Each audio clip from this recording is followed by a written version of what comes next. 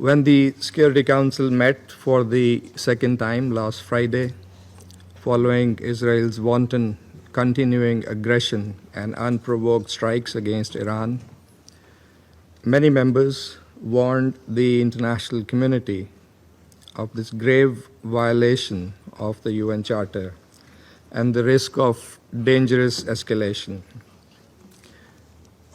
We have heard the same today around the table from Council members as well as the Secretary General and other briefers.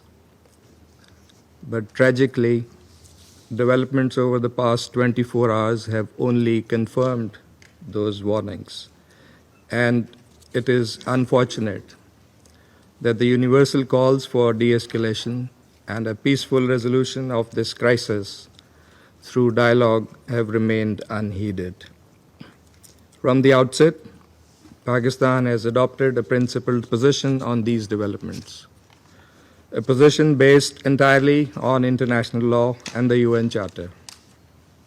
We have thus strongly and unambiguously condemned the Israeli aggression, expressed solidarity and full support for Iran's inherent and legitimate right of self-defense in conformity with the Charter of the United Nations, denounced the unlawful Israeli unilateral strikes on IAEA-safeguarded Iranian nuclear facilities, called for bringing an end to this aggression, advocated cessation of hostilities and for reverting to dialogue and diplomacy for a peaceful, lasting settlement of the Iranian nuclear issue. In recent days, Pakistan's leadership, including the Deputy Prime Minister and Foreign Minister, has remained actively engaged in promoting those objectives through numerous and continuing contacts with leaders of other countries and our partners across regions, all in the interest of preserving international peace and security and in fulfillment of our responsibility as a member of the Security Council. The Council of Foreign Ministers of the OIC meeting in Istanbul has echoed the same call for ending the aggression and supporting de-escalation and a peaceful settlement. It is in this context that we are seriously concerned by the recent developments that have further heightened tensions. Pakistan has condemned the US strikes on Iranian nuclear facilities, which come on the heels of a series of brazen attacks by Israel on the nuclear sites. Let me recall that specific targeting of nuclear facilities under IAEA safeguards constitutes a clear breach of international law, the IAEA statute, multiple IAEA resolutions, as well as Security Council Resolution 487. And according to Article 25 of the Charter, the members of the United Nations agree to accept and carry out the decisions of the Security Council in accordance with the Charter. That responsibility to carry out the decisions of the Security Council is heaviest with the members of this Council, particularly the permanent members in the first place. Madam President, we are deeply alarmed by the escalating situation. The sharp rise in tensions and violence as a result of the Israeli aggression and unlawful actions is profoundly disturbing. Any further escalation risks catastrophic consequences for the region and beyond.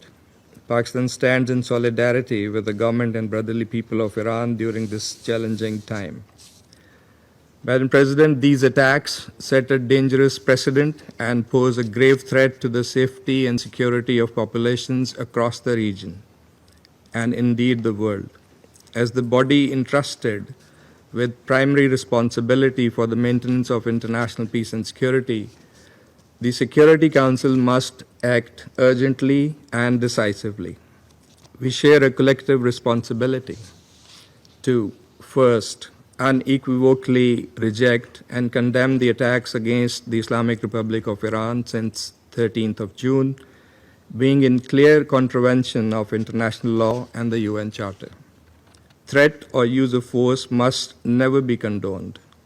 Article 2.4 is clear, crystal clear in this regard, and so is Article 51.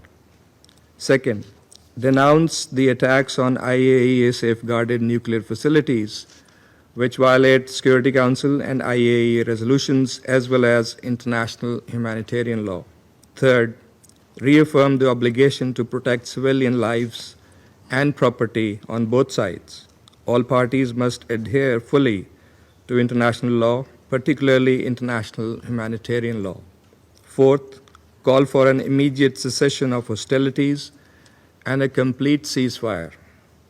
Fifth, promote urgent recourse to dialogue and diplomacy consistent with the purposes and principles of the UN Charter to find a peaceful and lasting resolution to the Iranian nuclear issue. Madam President, in pursuit of these objectives, Pakistan has joined China and Russia in circulating a draft resolution.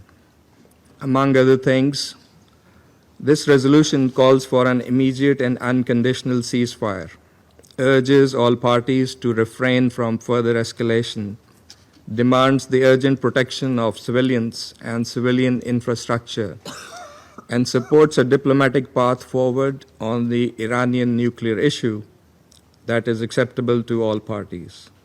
And listening to similar concerns and priorities expressed by many of the Council members today, we sincerely hope that the draft resolution will receive the Council's support, enabling it to respond with unity and resolve urgently and effectively in line with the gravity of the situation.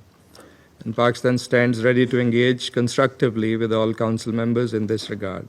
Madam President, the Middle East, already burdened by prolonged instability, history of Israeli illegal occupation, and continued denial of the Palestinian right to self-determination and statehood, cannot absorb another crisis.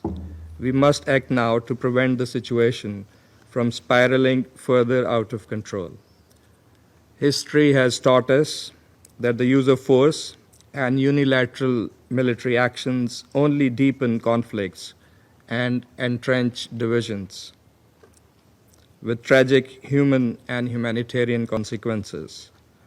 Dialogue and diplomacy remain the only path forward. These must be pursued with seriousness and sincerity by all.